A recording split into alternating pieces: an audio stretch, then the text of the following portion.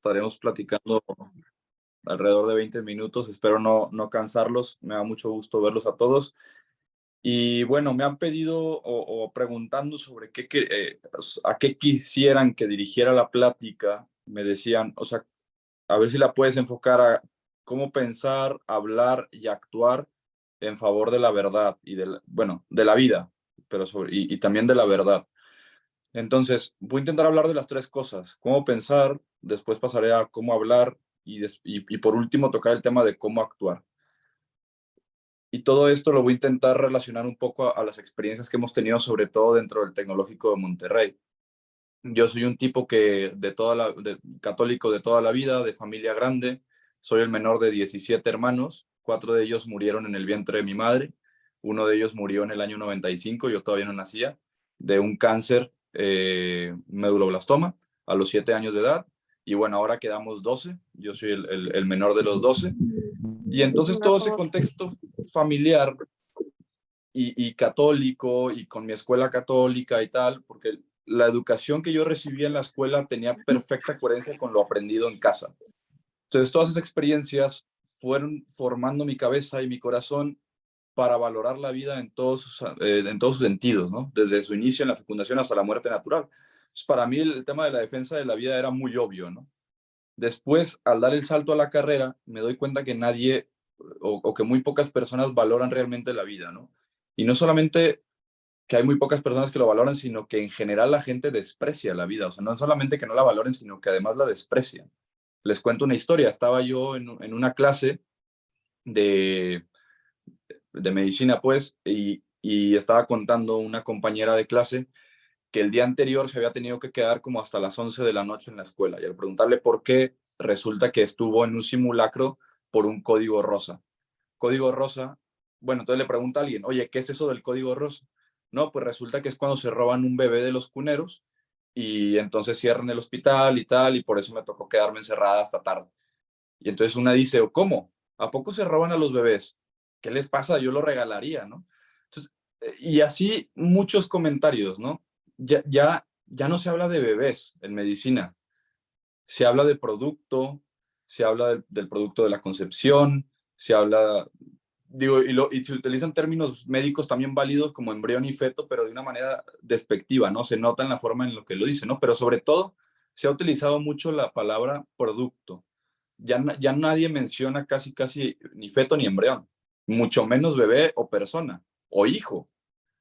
Entonces, todo esto me llevaba a pensar, es que yo estoy convencido, pero es que esta gente no ha tenido, lamentablemente, la misma experiencia de conocer a Dios desde temprano y de valorar la vida desde temprano.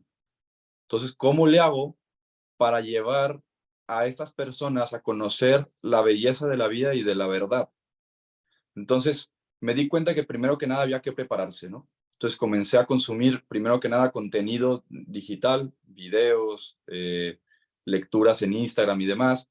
Luego pasé sobre todo a libros y poco a poco me he ido empapando y sobre todo también en comunicaciones, en diálogos, perdón, uno a uno, ¿no? Con personas conocidas, con personas que saben, con maestros. Entablando conversaciones uno aprende bastante, ¿no?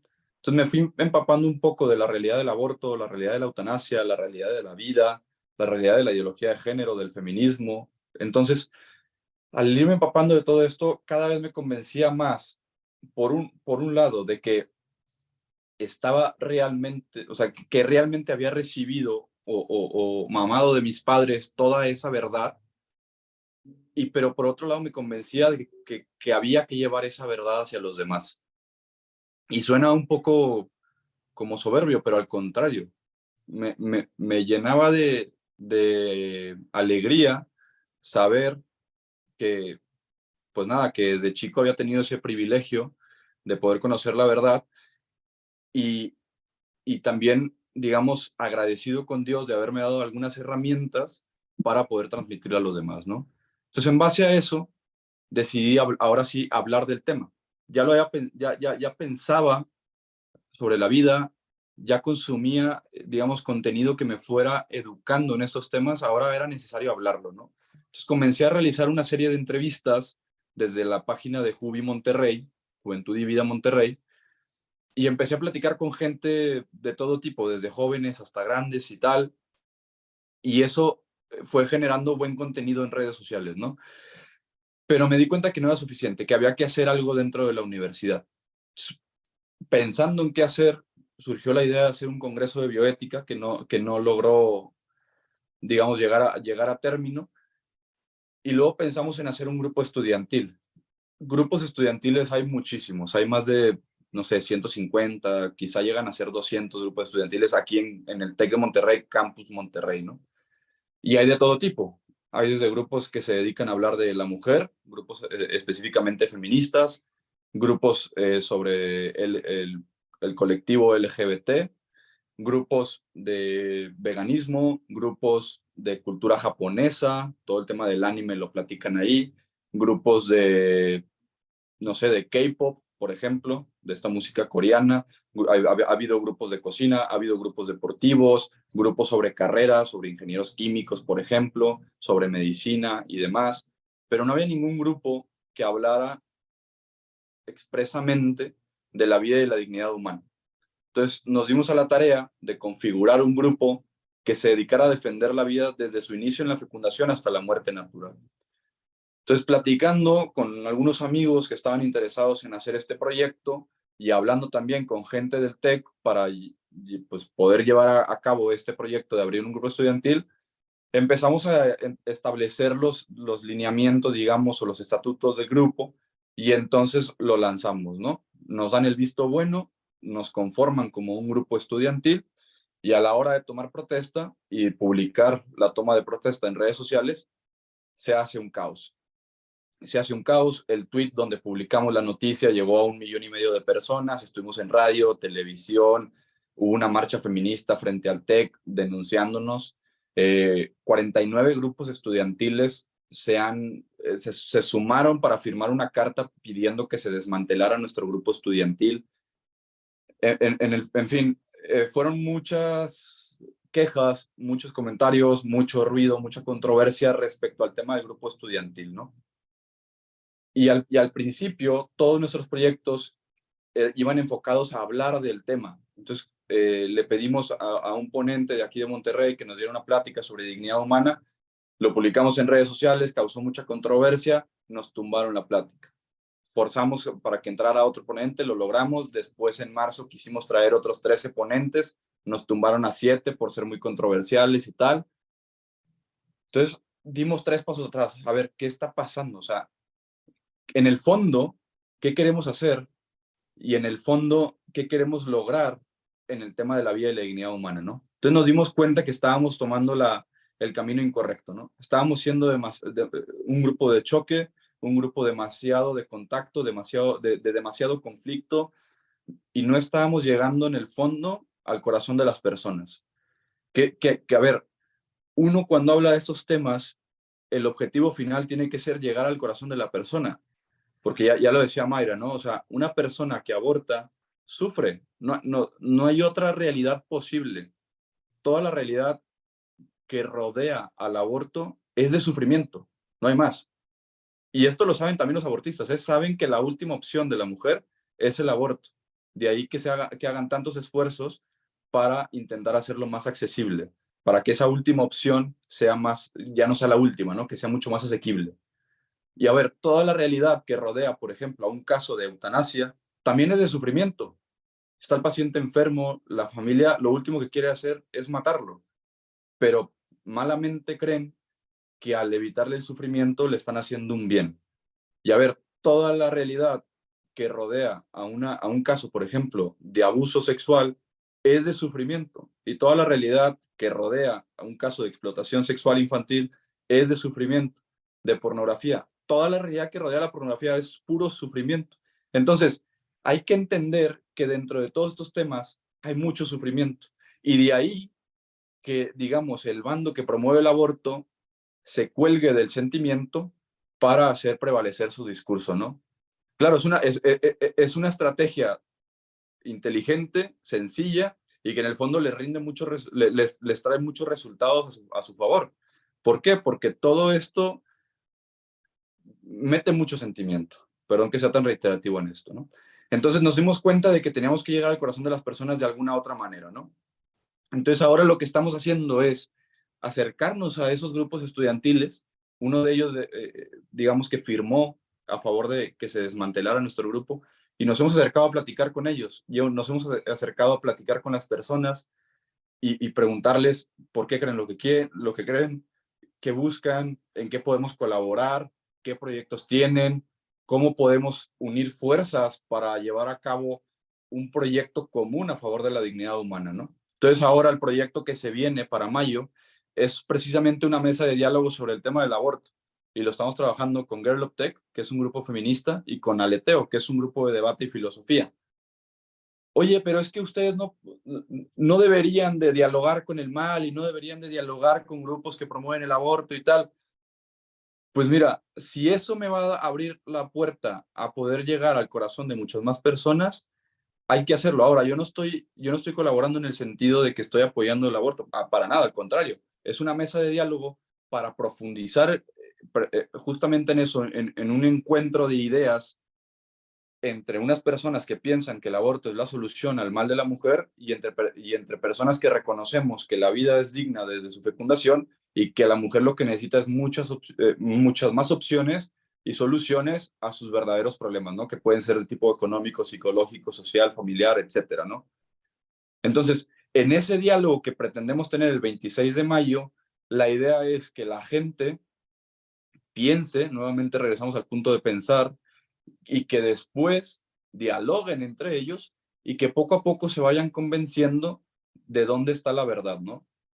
Claro, si ponemos a la gente a pensar, si ponemos a la gente a reflexionar sobre la vida, sobre la verdad, sobre la dignidad humana, no hay no hay otra conclusión lógica más que se hagan pro vida. O sea, cuando uno realmente piensa estos temas, el tema de la vida, cuando uno realmente le mete cabeza, le mete corazón, le mete ciencia, le mete religión, le mete filosofía, antropología, derecho, cuando uno realmente le mete interés a pensar sobre la vida, es que no hay otra solución más que convertirse en provida. No lo hay. O sea, es la consecuencia lógica de un razonamiento puro. Entonces, paso al tercer punto, para no extenderme mucho más, que es el tema del actuar. Oye, sí, bueno, pero tengo miedo. Sí, bueno, pero es que me van a afectar, esto me puede afectar mis calificaciones porque mi profesor es tal. Y aquí lo estoy dirigiendo mucho sobre todo a los jóvenes, ¿no? Bueno, es que cómo voy a actuar si el mundo ya está podrido. O sea, es que hay tanto mal que no vale la pena ya levantar la voz, no vale la pena actuar para nada, ¿no? Entonces, sí sirve, y perdón que esté un poco disperso este asunto, pero sí sirve mucho hablar del tema en público y dar conferencias y crear eventos y los paneles y los foros y tal. Sí sirve mucho todo eso, pero hay dos cosas que funcionan todavía mejor. Primero que nada, el tema de la labor social. O sea, si vamos a decir que la vida humana inicia en la fecundación y termina en la muerte natural, eso significa que todos los seres humanos que están en ese periodo, es decir, todos los seres humanos que estamos vivos, somos merecedores de esa dignidad humana. Y como todo ser humano es merecedor de esa dignidad humana, entonces hay que respetarla y hay que velar para que se dé en su máxima expresión. Entonces no podemos voltear la cara cuando vemos una persona necesitada en la calle.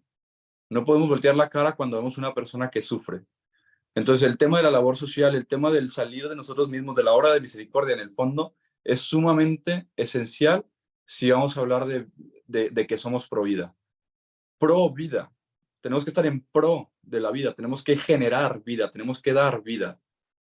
Y generar me refiero evidentemente a formar una familia en el futuro, a estar en matrimonio y que vengan los hijos. Eso también es ser pro vida, estar abiertos a la vida en todo momento, pero sobre todo también ir por los que están allá afuera, en las periferias, como diría el papá, ¿no? Entonces, labor social. Hay mucha gente necesitada, migrantes, enfermos, ancianos, niños descuidados, huérfanos, niños que sufren, que tienen papás abusivos, en fin, hay mucha necesidad allá afuera, hay que llevar nuestro entendimiento de la vida a la acción, ¿no? Y por último, el diálogo uno a uno. No hay cosa que transforme más el corazón humano que un encuentro con otra persona. O sea, el corazón humano no es, digamos, un encuentro con otra persona no es inocuo, no es inocuo en la persona que tenemos enfrente. Siempre, cualquier diálogo que tengamos con otra persona, siempre va a generar un cambio en esa persona. Entonces, ya sea que hables con una persona una sola vez en tu vida, o que la veas cada semana, o que la veas todos los días, que todos tus diálogos con esa persona vayan pensados a generar un cambio en esa persona, en plantar una semilla. Tenemos que dedicarnos a plantar, que ya vendrá Cristo a cosechar. Entonces, no desperdiciemos ninguna oportunidad. Pensemos en Simón de Cirene, ¿no? Él quizás estaba teniendo un día como cualquier otro, resulta que iba pasando por el camino al Calvario y se lo encontraron los romanos y le pidieron cargar la cruz con Jesús. El tipo probablemente nunca había escuchado hablar de Jesús, no lo sé, pero se le presentó la oportunidad de repente. Y quiso él, tomó la cruz, la cargó y la aceptó con todo lo que implicaba, ¿no? Entonces, no desperdiciemos ningún encuentro con ninguna persona, porque a lo mejor ahí, como a Simón de Cirene, se nos está presentando nuestra cruz y nuestra oportunidad de hacer lo que Dios pide de nosotros, ¿no? Entonces, los dejo con esto, decirles que vale la pena realmente luchar por defender la vida. Sí, hemos tenido muchas experiencias, digamos, negativas dentro del TEC, que el hecho de abrir este diálogo ha derivado en estas experiencias negativas, pero en el fondo todo ha sido mucho más positivo, ¿no? Entonces yo los invito a abrir canales de comunicación con estas personas que pueden pensar distinto a nosotros. Estoy seguro que vamos a enriquecer mucho sus corazones y los nuestros. Y bueno, yo tengo mi Instagram, porque veo que preguntan ahí en el chat sobre alguna red social o algún contacto. Soy Rodrigo G de la G. Entonces, García de la Garza, digamos. Entonces, así me pueden encontrar en Instagram, en YouTube, en Twitter y en mi correo, rodrigoglag@gmail.com. Y nada, muchas gracias por escucharme y que tengan muy buen fin de semana.